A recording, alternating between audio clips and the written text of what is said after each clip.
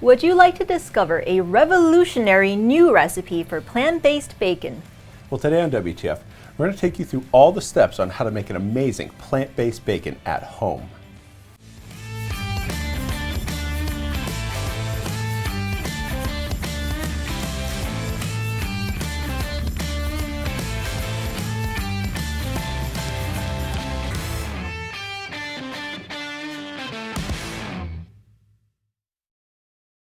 All right, let's get into the layering for this recipe.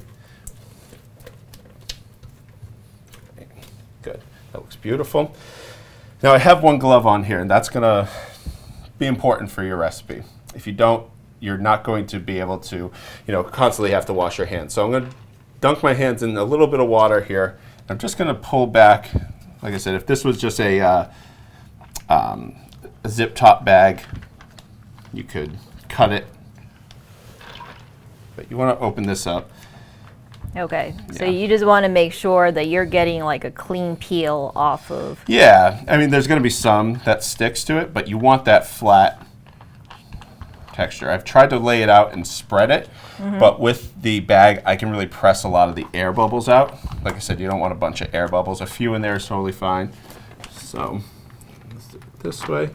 I'm going to lay this down closer to the back so we can see it. Yeah, it's giving that pink color in the meat. So that's similar to the rest of our plant-based meat analogs. That's beet powder. So we have some beet powder that's in there, and then lots of different things. There's some mace. There's a lot of onion powder in this, which will give it that kind of pork, like a very reminiscent pork aroma to it. So. It's actually, I can smell it. It already smells pretty fragrant. Yeah, there's some marjoram, similar to our hot dog recipe. So, and it's okay if there's a little hole in there, not the end of the world. You can just pick it off and stick it down. Remember, bacon is never super uniform, so that's what you want. Okay. Rinse my hand off, and then I'm gonna take some of the fat. Now you want just a little less than half, because you want a thicker layer on top and a thinner layer in between. Now if you do a layer that's too thin, the beet will then kind of overtake it and you won't even see this middle layer. So you want this to be just thick enough. And here's where the water really comes in. So I dunk my hand in the water and over the fat. It makes it very easy to spread. It almost looks like butter at this point. Yeah, and what is it that's actually keeping the layers together? Because we're not adding any meat glue or anything in here. No, you don't really have to, because once we put it here, they stick together. You saw how much it stuck to this. Now the fat is emulsified into the water here, so the water is predominant. So the two types of the two methicellulose, the burger binder layers are sticking together.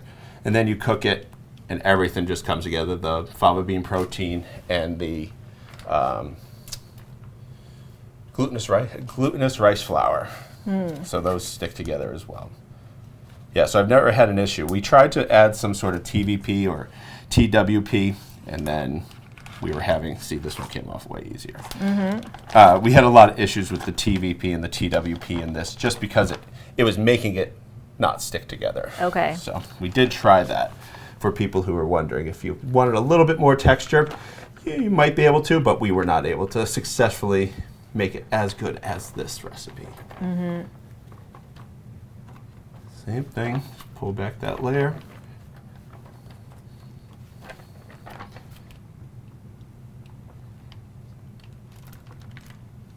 And if you wanted to, you could always make this top layer a little bit thicker. Really, it's up to you to design your own bacon. And of course, you can add your own spices to it too, if you want like maple flavored. Yep, so we were thinking maple flavored, but we didn't want to add any more moisture. So if you wanted to grind up a little bit of fenugreek, which is the spice that makes fake maple flavor, you could probably do that. Whatever it is, or if you had maple granules, you could sprinkle that over the top. There's tons of great things that you could do for this recipe. We just went with like a smoked bacon. All right, so we're going to put this. It's delicious anyway. Yeah, of course. So just going to get this right on top. This would be the second to last layer. You'll see. good amount there. Rinse my hand. This will smooth out really nicely. And with this layer, I like to kind of try to cover as much of the edges as possible so it doesn't look like a cake. It looks more meaty. And this recipe is very involved, but the results are great. So, all right, so the last thing we're going to do is I have a little bit of umami powder that I diluted in water, and I'm just going to brush that over the top. Okay, what does that do? That's just going to give it a little bit of that brown color, but also you'll see in a second I'm going to be sprinkling a little bit more smoked salt on there. So it's going to look like it's smoked as well, but it's just going to give it that color on the outside, so when you fry up a piece of bacon, you have the spices on the outside, and then the fat, and then the meat, like a distinct layer. So I have some smoked salt here, and I'm going to sprinkle over the top. This right now like smells really good. I can smell the spices and the meat mixture. I can smell the umami powder and the smoked salt. It's really all like coming together This is really great. nicely. The bacon with the black pepper on it is wonderful. Now we're going to pop this into the oven. We're going to roast it. After you're done roasting it, we're going to slice it. And then when we're sliced, then we can come back and kind of cook up the bacon and really see how well it looks, tastes, feels, all that stuff. And the last thing we do right before we throw it in the oven is just a few bay leaves on top, just to kind of infuse as much flavor into it as possible. All right, well, we'll be right back. Great. All right, and we're back. As you can see, we can't wait to fry up some bacon and taste them. But before we do that, let me talk about this week's giveaway, because I'm sure a bunch of you are very excited to try this recipe. So you can win all the items you see here today that we've discussed that are going into this particular recipe. And in order to enter to win, just leave in the comments below the next plant-based analog that you would like to see us take on. So I'm sure Scott's very excited. He's like, plant-based, what? I mean, I like it. It's a challenge, so that's fun. Yeah, but we like them. So definitely leave in the comments below something that you would like to see us take on. All right, Scott, can you we've roasted it. Let's talk about what do we have here. All right, as you can see, let's pick this one up. We can see the layers. You can see how it's holding together. It's really great. The thinner they are, obviously, the more flimsy they're going to be, but they definitely hold together really well.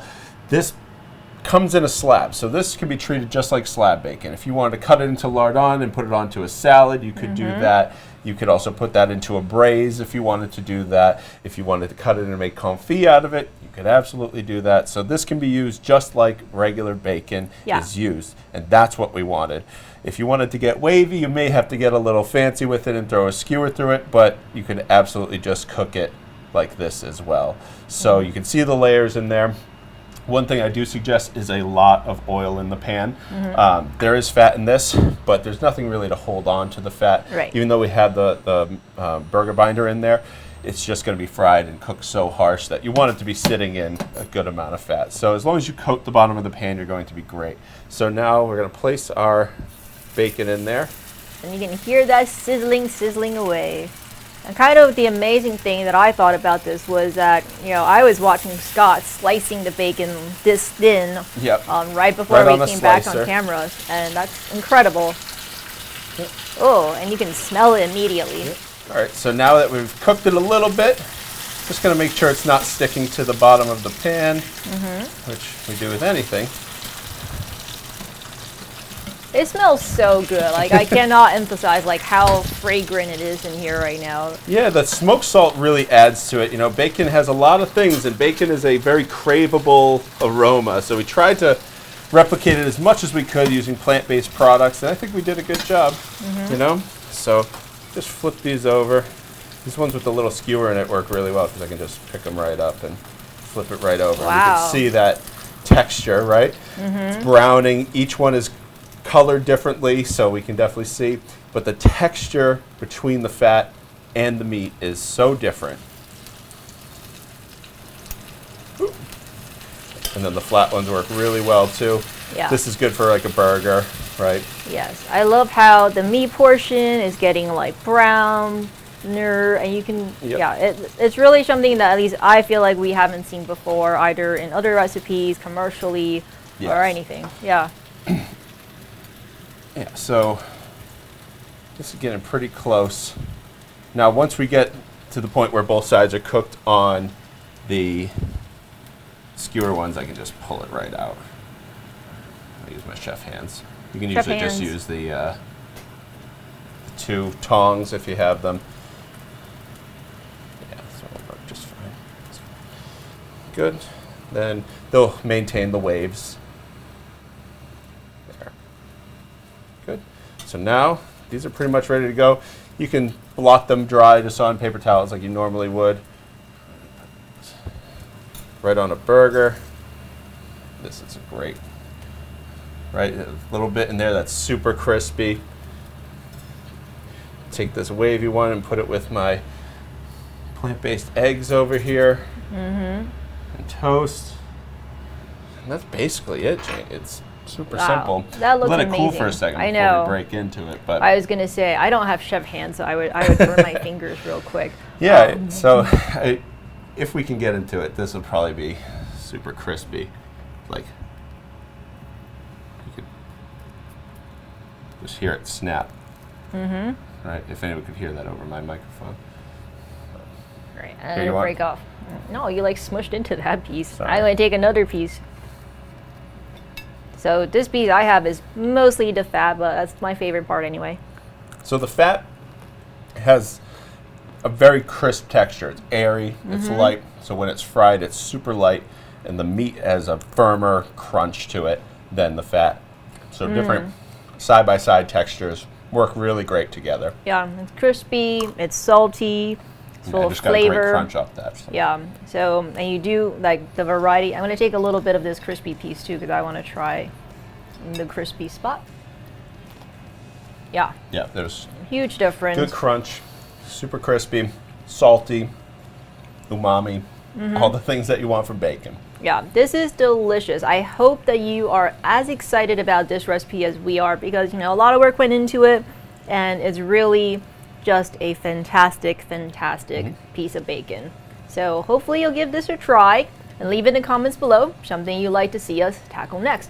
And until next week, from here in the Modernist Pantry Test Kitchen, I'm Janie Wang. And I'm Scott Guerin.